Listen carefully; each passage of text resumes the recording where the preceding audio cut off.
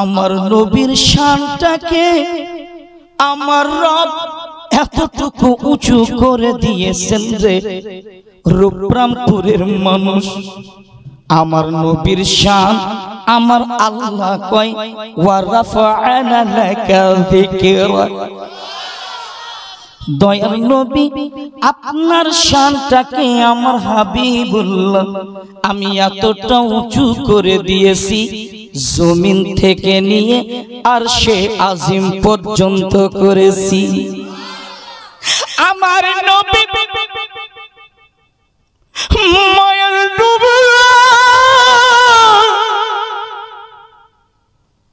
আমার রব কয় জিবরাইল আমার হাবিবুল্লাহর দরবারে যাচ্ছ, খবরদার বেয়াদবি না হয়ে যায়। আমার নবী যখন পৃথিবীর জমিনে আগমন ঘটে, জিবরাইল দৌড় মারতে মারতে যায়, আমার রব করে দাঁড়াও, কোথায় যাচ্ছ?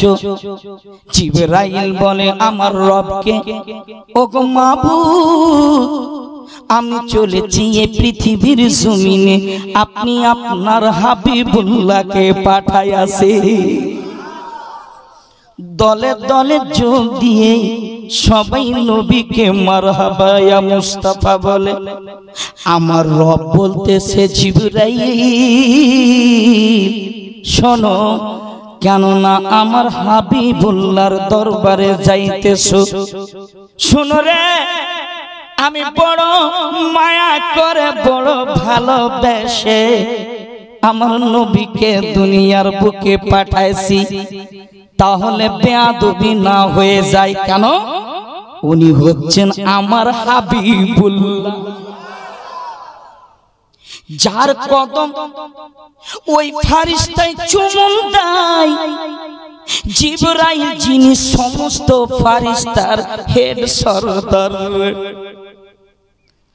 আমার রবকে জিবরাইল বলছেন মাবুদ তাহলে আমি কার সঙ্গে নিয়ে যাব?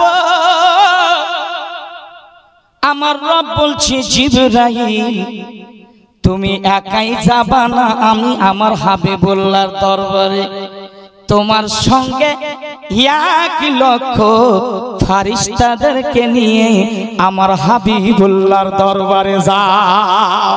আল্লাহু আকবার। 1 লক্ষ ফারিস্তা এবার আবারও চলেছে। আমার রব বলে দাঁড়াও, এমনি যাবা না, কি নিয়ে যাচ্ছ? বলে আমার কাছে তো কিছু নাই, যাব কি নিয়ে? আমার রব বলে জিবরাইল জান্নাত থেকে বেহেশত থেকে 3টা পতাকা নিয়ে যাও, 3টা ঝান্ডা নিয়ে যাও। আহলে সুন্নাত ওয়াল জামাতের মানুষ আমরা 12 রবিউল আউয়াল যখন আসে আমরা ঘরে ঘরে ঝান্ডা লাগাই কিনা বলেন বাবা? এই ঝান্ডা লাগানোটা কাউরে সুন্নাত না রে, এই ঝান্ডা লাগানো হযরতে জিবরাইল আলাইহিস সালামের সুন্নাত। আদবে যাবা, খুব হুঁশিয়ারে যাবা, বেয়াদবি না হয়ে যায়। যেই ফারিস্তা আপনার আর আমার রূহটা কবজ করবে আব্বা, ওই ফারিস্তাটার নাম জানা আছে আপনাদের? কথা বলেন, জানা আছে? কি নাম? সকলের জানা নাই, কিন্তু জানবেন ওই দিন যেই দিন আপনার কাছে আসবে রূহ কবজ করার জন্য, ঠিক না বেঠিক? কেমন তার আকার, কেমন তার রূপটা যুবকরে ওই দিন দেখবা। এমন মানুষ দেখে পিছন দিয়ে হাওয়া বেরিয়ে যায়, অনেকের মানুষের প্রস্রাব হয়ে যায়, অনেক মানুষ আবার পায়খানাও করে দেয়। বাবারে কেমন চেহারা যে মালিকুল মউত! মালিকুল মউতকে আমার রব বলে এই ইসরাইল শুনে রেখো, আমার হাবিবুল্লাহ আমার নবীর দরবারে যাইতেছো, এমন যেন না হয়ে যায়, যেন বেয়াদবি না হয়ে যায়। আমার নবী যদি কয় তাহলে তার রূহটা বের করবা, আর যদি না বলে তার রূহটা বের করবা না। তাহলে ওই নবীর দরবারে আব্বা, এই রূপমপুরের মুসলমান রে, আমরা নবীকে ভালোবাসি এতটা রে, যার শান বারেলির ইশক মোহাব্বত আলা হযরত সুন্নিয়াতের জান বারেলির পहचान। তিনি বলছেন কি, सरवर कहूं के मालिक ও मौला कहूं तुझे, बाग़े खलील के गुले ज़ेबा कहूं तुझे, मैं तो मालिक ही कहूंगा कि हो मालिक हबीब, यानी महबूब मुहिब में नहीं मेरा तेरा। আমার নবীর সম্পর্কে আলা হযরত বলছেন, ও कमाल हुस्न हुजूर है कि गुमान नक्शे जहां नहीं, यही फूल खार से दूर है, यही शम्मा है के धुआं नहीं, कि वह का जुदो करम है शेखे बता तेरा, नहीं सुनता ही नहीं मांगने वाला तेरा, नहीं सुनता ही नहीं मांगने वाला तेरा, फर्श वाले तेरी शौकत का उलू क्या जाने, खुश रवा अर्श पे उड़ता है फरेरा तेरा। আবারও আলা হযরত বলতেছেন, কি বলছেন, কি বলছেন, আবারও বলছেন, লামিয়াতে নাজিরো কফি নজরিন মিসলে তো নশুদ पैदा जाना, वो कमाल हुस्न हुजूर है। আবার বলছেন কি, ও सबसे आला वो औला हमारा नबी, सबसे बाला वो वाला हमारा नबी, सब चमक वाले उजलों में चमका किए, अंधे शीशों में चमका हमारा नबी, सब चमक वाले उजलों में चमका किए, अंधे शीशों में चमका हमारा नबी, कमजदों को रज़ा मुज़्दा दीजे के है, बेकसों का सहारा हमारा नबी। शुद्ध আপনারা বলবেন हमारा हमारा नबी। हाँ, दर पे गैरों के दामन न फैलाइए, भीख लेने वो तैबा चले जाइए, मांगने से ज्यादा वहाँ पाइए, कौन देता है देने को मुँह चाहिए, देने वाला है सच्चा हमारा नबी। আব্বা, ওই নবীর শান এতটুকু আল্লাহ বাড়াইছে, যার শান এতটুকু বয়ান করলাম, যার শানে আসমান জমিন লৌহ কালাম দুরুদ ও সালাম পড়ে রে এই রূপরামপুরের মুসলমান। আমরা তো নবীর প্রেমী, আমরা তো নবীর দিওয়ানা, আমরা তো নবীর মাস্তানা। হ্যাঁ হ্যাঁ, আমরা গুনহেগার বটে, আমরা গুনাহ করে করে গুনার খাতা ভর্তি হয়েছে, কিন্তু এই দুরুদ আমরা পড়ব, মদিনার গুম্বাদে খাজরায় পৌঁছে যায়। কেউ কাটা কৃপতা করবে না, কেউ আসতে পড়বে না। দেখি রূপরামপুরের মুসলমান কতটুকু নবীর প্রেমিক দেখা যায়, একটু জোরে জোরে আওয়াজ খুলে পড়ুন না, আল্লাহুম্মা।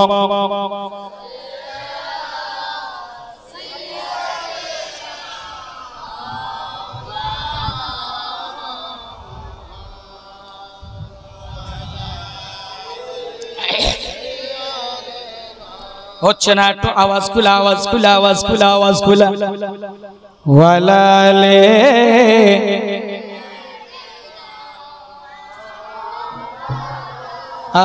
মুহাম্মদ, আমরা নবীর পরে ও মদিনার মাটি রে,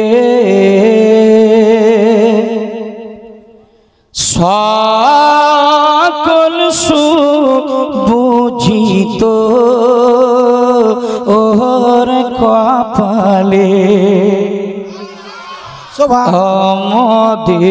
মদিনার মাটি রে, সকল সুখ বুঝিত ওর কপালে,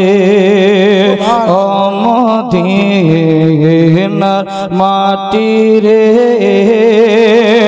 সকল সুখ বুঝিত ওর কপালে, মদিনা রে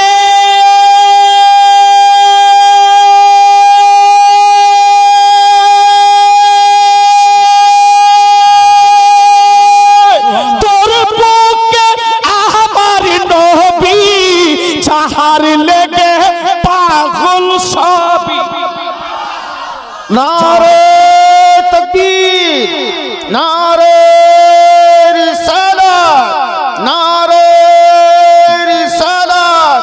हजरत अल्लामा मुफ्ती अफजल हुसैन मंजारी साहब किबला। ও মদিনা মাটি রে সকল সুখ বুঝিত ওর কপালে। ও মদিনা রে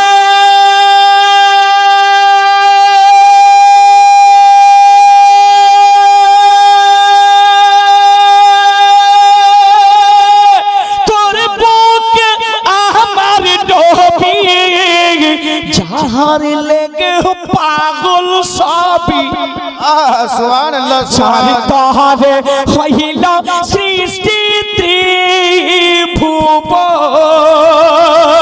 আরে কাঁদি আমি সারাক্ষণে যাব আমি সেইখানে। কাঁদি আমি সারাক্ষণে যাব আমি সেইখানে। সহে না সহে না আর পোড়াবে ও মদিনার মাটি রে সকল সুখ বুঝিত ওর কপালে।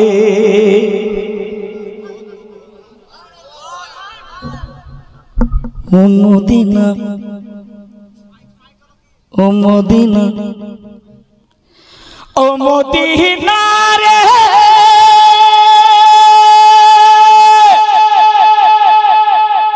পাখি যদি হইতাম আমি। সুবহানাল্লাহ সুবহানাল্লাহ बहुत खूब। नारे तकबीर, नारे तकबीर, नारे रिसालत। मुनासिर अहले सुन्नत अल्लामा अल्लामा अफजल हुसैन मंजारी साहब किबला। बहुत खूब। हालो रे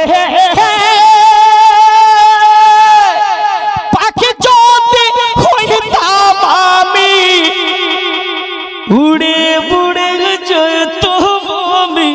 সুবহানাল্লাহ সুবহানাল্লাহ। শুনাইতাম মনের যন্ত্রণা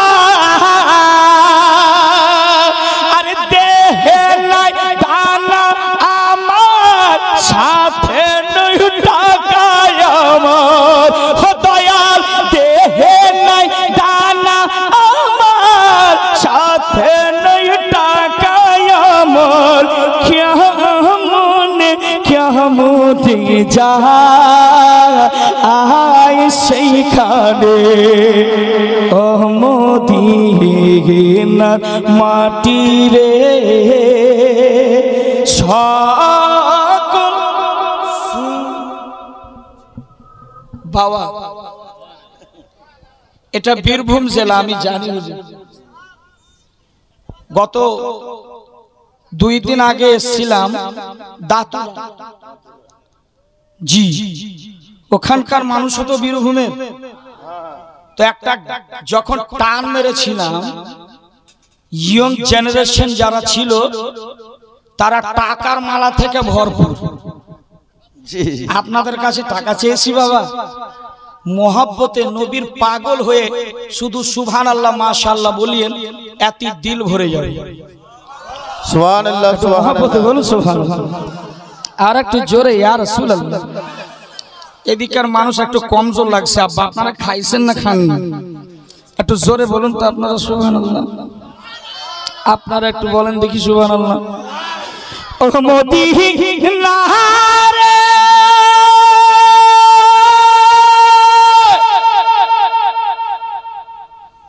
তোর কাছে গেলে পারে সকল গুণ যত সরে। সুবহানাল্লাহ। তোরে আমি বুঝাই কেমনে আরে রওজা মুবারক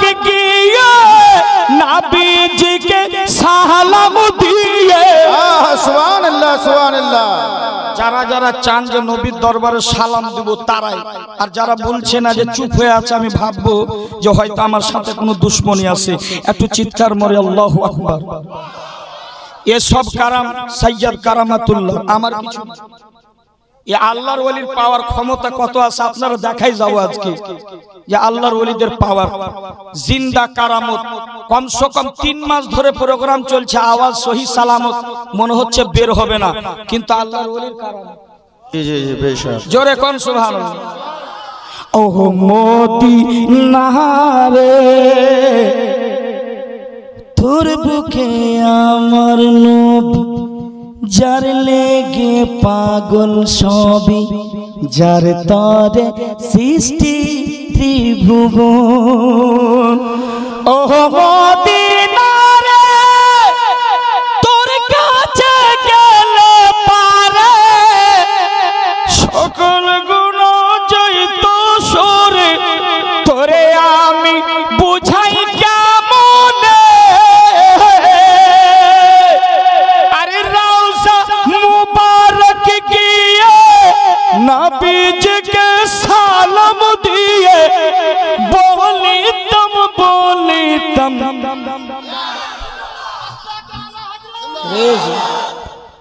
मसला के आला हजरत के मानने वाले हैं यहाँ? हाँ बहुत सब कोई। लाइके मुबारकबाद আপনাদেরকে সালামত রাখুক আর মাসলা কে আলা হযরত पर কায়েম রাখুক, সকলে বলেন আমিন আমিন। আমি বাংলাদেশে জিজ্ঞেস করেছিলাম, মরিশাস আফ্রিকাতে গেলাম, ওখানেও জিজ্ঞেস করেছিলাম, যেহেতু আমি উর্দু বলেছিলাম ওখানে আর বাংলাদেশে বাংলা বলেছিলাম, তো আমি বললাম যে মাসলা কে আলা হযরত, আচ্ছা ভাই আপনাদের কি এখানে কোনো প্রপার্টি আলা হযরত দিয়েছেন নাকি? বলে হুজুর না। তাহলে তাকে চিনো? বলে ঠিক মতো চিনিও না, কিন্তু নবীর একজন আশিকে রাসূলের নাম হচ্ছে সুবহানাল্লাহ। আপনাদের এই বীরভূম ডিস্ট্রিক্টে এই সালামটা পড়া হয়, মুস্তাফা জানে জি জি জি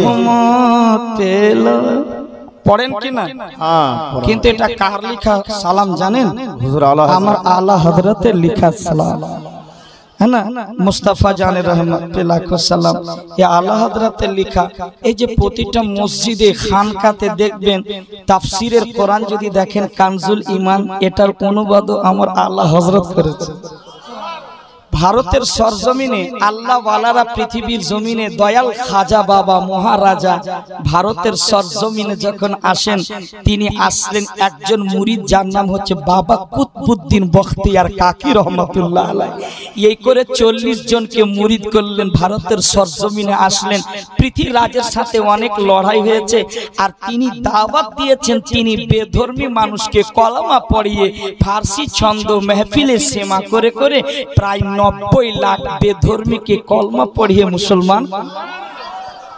আর ইসলাম নিয়ে যখন কাড়াকাড়ি করতে লাগলো, মাজার ভাঙা চলবে না, মাজার ভেঙে দাও, মাজারে চাদর চলবে না, ফুল চড়া যাবে না, এটা বেদাত, ওটা শিরক, নাজায়েজ ও হারাম। কিছু 24 নম্বর ওয়াহাবি চুলবুলি যারা শবে বারাতের মুখালিফ, যারা শবে বারাত মানে না, এই যে আসছে শনিবার দিবগত রাত্রে আপনাকে সেহরি খেতে হবে, সোমবার রাত্রে 15 শাবান, আল্লাহর কসম ভাগ্য বদলে যাবে।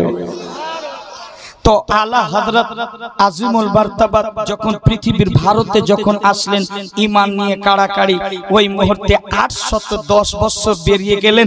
আলা হযরতের আগে আমার খাজা গরিব নওয়াজ, তিনি তো ইসলামটা প্রচার করে দিয়েছেন, কিন্তু ইসলামের সুরক্ষিত ঈমানের হেফাজত করবেন কে? তো আমার আল্লাহ বারেলির ধরতিতে ইমাম আহমদ রাজাকে। একটু জোরে বলেন সুবহানাল্লাহ। ওই আশিক যার মাজার রয়েছে সামনে, আল্লাহর কসম সাইয়্যিদ কারামাতুল্লাহ আমার আলা হযরত এমন আশিকে রাসূল ছিলেন যিনি সাইয়্যিদের মাকাম, সাইয়্যিদ বংশের মর্যাদা বারেলির ইমাম আহমদ রাজা করিয়েছেন। জোরে বলেন আলা হযরত ফাজিলে বারেলিবি। শুনতে রাজি আছেন আপনারা? এই সাইয়্যদ বংশের শুনতে রাজি আছেন? এদের মাকাম উঁচু বারেলির ইমাম আহমদ রাজা করেছেন। আমার আলা হযরত ইমামে আহলে সুন্নাত ইমাম আহমদ রাজা কোথাও সফরে যাচ্ছেন, তো 100 বছর পূর্বে 105 বছর পূর্বে আগে কিন্তু পালকি বহন করা হতো। যারা পুরাতন মানুষ রয়েছেন আমার আব্বাজিরা, তারাই বলতে পারবেন যে আগে মানুষ পালকিতে করে বিয়ে করতে যেত, ঠিক না বাবা? কিন্তু আলা হযরতের পিরিয়ডে আলা হযরত কোথাও সফরে যাবেন, 4 জন পালকি বহনকারী, পালকিতে যেমনই আলা হযরত কদম রেখে বসবেন, 2-1 কদম আগে চলেছেন আমার আলা হযরত বেরেলির আহমদ রাজা, তিনি নাকে সুগন্ধ পাচ্ছেন খানদানে নবীর বংশের ফুলের খুশবু। কার খুশবু পেলেন? নবীর বংশের সৈয়দ বংশের খুশবু। আমার আলা হযরত বলছেন বেটা पालकी रोको, पालकी रोकवाया गया। आला हजरत नीचे आए, आने के बाद मेरे आला हजरत फरमाते हैं, তিনি বলছেন বাবা এই 4 জনের মধ্যে কে এমন আছো নবীর বংশের ফুল, একটু পরিচয়টা দাও। আমার আলা হযরতকে কেউ বলছে না, কিন্তু যিনি ছিলেন গায়ের রংটা বেশ কালো হাবশি বেলালের মতো, কালো রং, বলছে হুজুর আমি গুনাহগার মানুষ, আমি হচ্ছি নবীর বংশের ফুল। আমার আলা হযরত নিজের পাগড়িটা খুলে সৈয়দ যার কদমে রেখে, मोहब्बते मोहब्बते बोलो सुभान, कदमे रेखे दिलेन। बोले हुजूर सरकार आप ऐसा कर रहे हैं, ये गलत है। बोले इतना पर्यंत नय, যতক্ষণ তুমি আমাকে ক্ষমা না করে দিবা বাবা আমি আহমদ রাজা ততক্ষণ আমি সন্তুষ্ট হব না। আমার আলা হযরত বলছেন শোনো আমাকে ক্ষমা করে দিন। বলে কি কথা বলছেন, কেন ক্ষমা করব? আমার আলা হযরত বলছেন শোনো কাল কিয়ামতে হাসরের ময়দানে আমার নবীর সাথে যখন আমার দেখা হবে, আর যদি বলি যে আমি আশিকে রাসূল ছিলাম, আমি নবীর প্রেমিক ছিলাম, তো উত্তরটা কি দেব? আমার আহমদ রাজা আমি আমার রাসূল যদি জিজ্ঞেস করে আমি উত্তরটা কি দেব? আমাকে ক্ষমা করে দাও। বলে এইভাবেও হবে না। আমার আলা হযরত তাকে পালকিতে বসিয়ে মোহাল্লা সওদা গ্রাম পর্যন্ত নিয়ে গেছিলেন। জোরে বলুন সুবহানাল্লাহ। আমার আলা হযরত বসিয়ে তিনার সন্তান সরকার মুফতি আদম হিন্দকে বলেছিলেন বাবা যতক্ষণ পর্যন্ত এই আলিমে দ্বীন না হয়ে যাবে তাকেও এখান থেকে বেরেলি শরীফ থেকে যেতে দেবে না। তার নাম হচ্ছে হযরত মাওলানা শামসুদ্দিন সাহেব কিবলা। জোরে বলুন সুবহানাল্লাহ। গভীর মনোযোগ।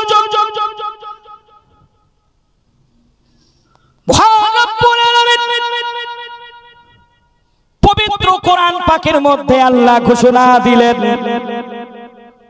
যেই পবিত্র কোরআনের মধ্যে কোনো সন্দেহ নাই, জোরে কোন ঠিক না বেঠিক? এক একটি আয়াতের প্রতি আমাদের ঈমান ঠিক না বেঠিক? যে কোরআন মাঠে পড়লে, মাজারে পড়লে, মসজিদে পড়লে, ঘরের ভিতরে পড়লে বরকত আর বরকত। বনি ইসরাইলের একজন মহিলা কোরআন পড়তে জানতো না, কিন্তু কোরআনকে এতটা ভালোবেসেছিল, এতটা ভালোবাসে বাবা। কোরআন তো পড়তে জানতো না, কিন্তু কোরআনটাকে চুমন দিয়ে জুসদানের উপরে চুমন দিয়া রাত্রের বেলা উঠায়া রাখতে। এই কোরআন 6666টি আয়াত।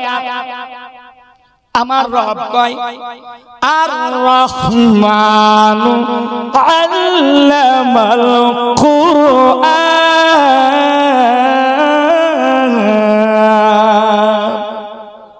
এই কোরআনকে আমার রব শিখাইয়া দিয়েছেন। কাকে? তিনার হাবিব। আমার রব এত মহান যার তুলনা করা যায় না। আপনি আর আমাকে এই পৃথিবীর জমিনে সৃষ্টি করেছেন আল্লাহ এমন একটা কারিগর যার কেউ নকল করতে পারে না। দেখেন এতগুলো মানুষ রয়েছে, এই মানুষের মধ্যে কেউ কালো, কারোর নাকটা লম্বা, কাউরি বেঁটে, কাউরি দেখবেন ফর্সা, কাউরি দেখবেন পাটা ল্যাংড়া, অনেকে দেখবে 2টি চোখ অন্ধ, ঠিক কিনা বাবা? আমার রব এত মহান যার তুলনা করা যায় না। চলো মহান রব্বুল আলামিন ঈসা নবীর কথা শুনছেন, যার মায়ের নাম মা মারিয়াম আলাইহিস সালাম, যার কোনো স্বামী ছিল না। আল্লাহু আকবার কোন? তার মা স্বামী ছিল না, হযরতে মারিয়াম আলাইহিস সালামের বিবাহ হয় না। জোরে বলেন। তার স্বামী ছিল ছিল না, কিন্তু বিনা বাপের তৈরি এই পৃথিবীর জমিনে হযরতে ঈসা পয়গম্বর আলাইহিস সালাম পৃথিবীর জমিনে আসছেন। জোরে বলেন সুবহানাল্লাহ। আমার রব বলেন, এই ঈসা পয়গম্বর চলে যাও একটু পাহাড়ের উপরে। আমার রব্বুল আলামিন পাহাড়ের উপরে পাঠাইলেন। হযরতে ঈসা পয়গম্বর চারিদিকে ভ্রমণ করছেন, চারিদিকে ভ্রমণ করলেন। এই ভ্রমণ করতে করতে ক্লান্ত হলেন। ক্লান্ত হয়ে একটি জায়গায় বসে পড়লেন। হযরতে ঈসা রুহুল্লাহ পয়গম্বর বসতে বসতে আল্লাহর জিকির করতে করতে ওই জায়গায় দুইটি চোখ বন্ধ হয়েছে। আমার রব আবার হুকুম দিলেন, ও ঈসা পয়গম্বর, কেন কি তুমি দেখতে পাও না? এমন একটা পাহাড়ের উপরে পৌঁছেছো, ভ্রমণ করা শেষ হয়ে যায়নি, একটু আগে চলো। হযরতে ঈসা পয়গম্বর আলাইহিস সালাম উঠলেন, আবার ভ্রমণ করতে শুরু করলেন। ভ্রমণ করতে করতে এমন একটা বিশাল বড় পাথর দেখলেন, যে পাথরটা দেখে হযরতে ঈসা পয়গম্বর যেন অবাক হয়ে গেল। বন্ধুরে, ঈসা পয়গম্বর আলাইহিস সালাম পাথরটিকে দেখার পরে এমন আল্লাহর প্রশংসা করে ফেললেন, আল্লাহ তারিফ করলেন। আল্লাহ মাবুদ, তুমি এত সুন্দর পাথর বানায়ছো, এত সুন্দর পাথর, যেই পাথরটা দেখে আমি আশ্চর্য হয়ে গেলাম। এই সুন্দর পাথর এর আগে দেখি নাই। আমার রব বলে, এই ঈসা পয়গম্বর শোনো শোনো, এর চাইতে যেটা জিনিস দেখলে, পাথর দেখলে, ওই পাথরটা দেখলে এত সুন্দর সাদা, দুধ চাইতে সাদা পাথর। কিন্তু ঈসা পয়গম্বর, তুমি যদি চাও এই পাথরের ভিতর থেকে আর একটা আশ্চর্য জিনিস দেখাই দেব। আল্লাহু আকবার কর। কি দেখাবেন? মান রাইতি রাব্বি, হ্যাঁ আমার রব, আমার প্রতিপালক, সেই জিনিসটাই আমি দেখতে চাই। যেটা আপনি দেখাতে চান সেই জিনিসটাই আমি দেখতে চাই। আমার রব্বুল আলামিন বলেন, মান রাইতু রাব্বি, হে শোনো ঈসা পয়গম্বর, সেটা তুমি দেখার জন্য খুব তাড়াতাড়ি করো। বলে, আল্লাহ আমার মাবুদ, হ্যাঁ আমি সেই জিনিসটাই দেখতে চাই। আমার রব বলে, পাথরটাকে একবার ঠোকর মারো। আমার রব জামনে বলেছে, বিশাল বড় পাথরটাকে একবার ঠোকার মারলেন। একবার, আল্লাহর কসম, ওই পাথরটা দুই খণ্ড হয়ে গেল। কি হলো? দুই খণ্ড হলো। পাথরটা দুই খণ্ড হওয়ার পর কি আশ্চর্য দেখছেন জিনিস। হযরতে ঈসা আলাইহিস সালাম, যিনি মা মারিয়াম আলাইহিস সালামের সন্তান, তিনি দেখছেন আশ্চর্য যে পাথরের ভিতর থেকে একজন বুজরুগ, একজন বয়োজ্যেষ্ঠ, একজন বয়স্ক মানুষ, একজন বৃদ্ধ মানুষ ওই পাথরের ভিতর থেকে বেরিয়ে পড়লেন। আল্লাহু আকবার। গভীর মনোযোগ। রূপমপুরের মুসলমান, আল্লাহ চাইলেন আপনাকে মিনিটের মধ্যে, সেকেন্ডের মধ্যে ফকির করে দিতে পারে। আল্লাহ চাইলে সেকেন্ডের মধ্যে আপনাকে আমির করে দিতে পারে। ঠিক না বেঠিক? আল্লাহ চাইলে সব কিছু করতে পারে। আমার রব তো এমন যে আমার রব শুকনো গাছে ফল দিয়ে দিতে পারে। আমার রব্বুল আলামিন বলে, ঈসা পয়গম্বর পাথরটাকে যখন দুই টুকরো করা হলো, ওই পাথর থেকে একজন বৃদ্ধ বয়স্ক মানুষ বেরিয়ে পড়ল। বেরিয়ে যাওয়ার পর দেখেন আল্লাহর তাসবিহ যেন নামাজ আদায় করতেছেন। নামাজ পড়তে পড়তে হযরতে ঈসা রুহুল্লাহ, ঈসা পয়গম্বর আশ্চর্য হলেন, পাথরের ভিতরে আবার কেমন করে মানুষ বেরিয়ে আসলো। আবার ওই পাথরের ভিতরে আল্লাহর সালাত আদায় করে, আল্লাহর ইবাদত করছেন ওই পাথরের ভিতরে। এটা সম্ভব কি করে হতে পারে? আমার রব যদি চাইতো সম্ভব হতে পারে কি? পারে কি পারে না? অবশ্যই পারে। আমার রব বলছেন যে শোনো, ঈসা পয়গম্বর ওই পাথরের ভিতর থেকে ওই বুজরুগ বের হলেন। আসসালামু আলাইকুম ওয়া রাহমাতুল্লাহ। আসসালামু আলাইকুম ওয়া রাহমাতুল্লাহ। এবার হযরতে ঈসা নবী সেই বুজরুগকে বৈশিষ্ট্য আব্বাটাকে জিজ্ঞেস করছেন, সালাম দিচ্ছেন, বাবা একটি কথা জিজ্ঞেস করব। বলে কি কথা বলো ঈসা পয়গম্বর। হে আল্লাহর নবী কি বলছেন বলেন। বলছেন আচ্ছা এই পাথরের ভিতরে আপনি কত বছর ধরে থাকেন আর কত বছর ধরে আল্লাহর ইবাদত করেন। তিনি উত্তরে বলেছিলেন, শোনো ঈসা পয়গম্বর এই পাথরের ভিতরে আমি 450 বছর ধরে আল্লাহর ইবাদত করি। সকলে বলেন আল্লাহু আকবার। আপনার জবান থেকে আল্লাহু আকবার জোরে যদি না বের হয় আশ্চর্য কথা শুনে আপনি মেহফিলে বসেছেন, একটু হক আদায় করুন। সকলে বলেন আল্লাহু আকবার। গভীর মনোযোগ। হযরত ঈসা পয়গম্বরকে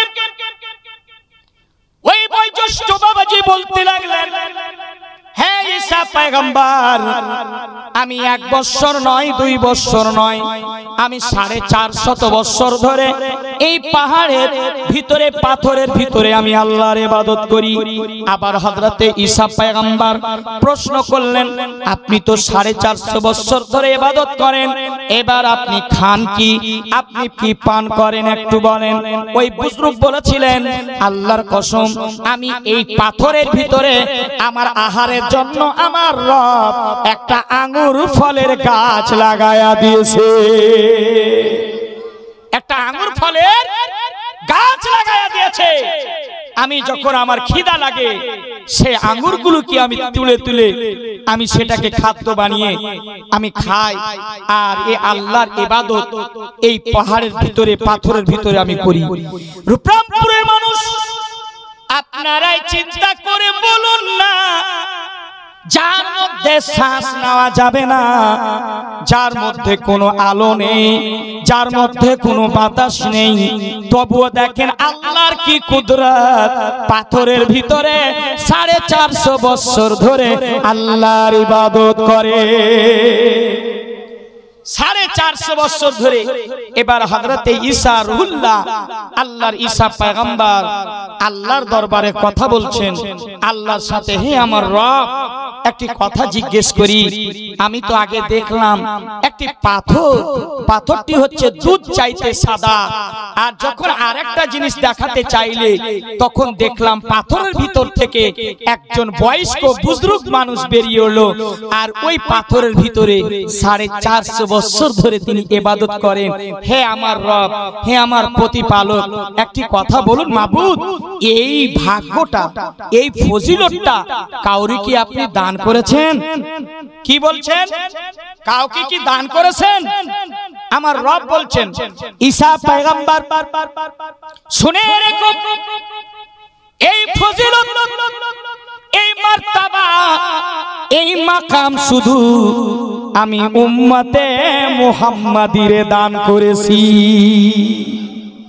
আমার মুহাম্মদ উম্মতিকে দান করেছি যারা শাবান মাসের 14 তারিখে রোজা রাখবে, সিয়াম পালন করবে এবং 15 তারিখে রোজা রাখবে আর রাত্রের বেলায় নফল ইবাদত করবে। আল্লাহু আকবার কোন। রাত্রের বেলা নফল ইবাদত করবে, 2টা রোজা রাখবে নফল রোজা। মায়েরা ওই রোজা দুটি আপনি ওই রোজা 14 এবং 15 তারিখে রাখবেন। আর যারা পবিত্র কোরআনের তেলাওয়াত করতে জানেন ওই গভীর রাতে ইবাদতের পরে আপনি আল্লাহর কোরআন খুলে দিয়ে সারা রাত্রি কাটিয়ে দিবেন। আমার রব বলে, শোনো ঈসা পয়গম্বর আল্লাহর কসম এই ফজিলত উম্মতে মুহাম্মদীকে দান করেছি, যারা এই রাতে রোজা রাখবে আর এই রাতে ইবাদত করবে আমি আল্লাহ 450 বছরের নেকিটুকু ওই রাতে দান করে থাকি। ওই রাতে শবে বরাতের রাতে 14 এবং 15 তারিখ আপনাদের অত্র এলাকায় এই রোজাটা রাখা হয়। বাবা কথা বলে রাখেন, কিন্তু যুবকেরা রাখে না, এরা তো ফরজ রোজায় রাখে না, এরা নফলের ধারও ধারে না, কথা ঠিক বললাম কিনা? কিন্তু অনেক মা রাখে আর অনেক মা আবার রাখে না। কিন্তু বিশেষ করে আমার মায়েদেরকে বলবো, আর রূপরামপুরের মুসলমান আপনাদেরকে বলে যায় যে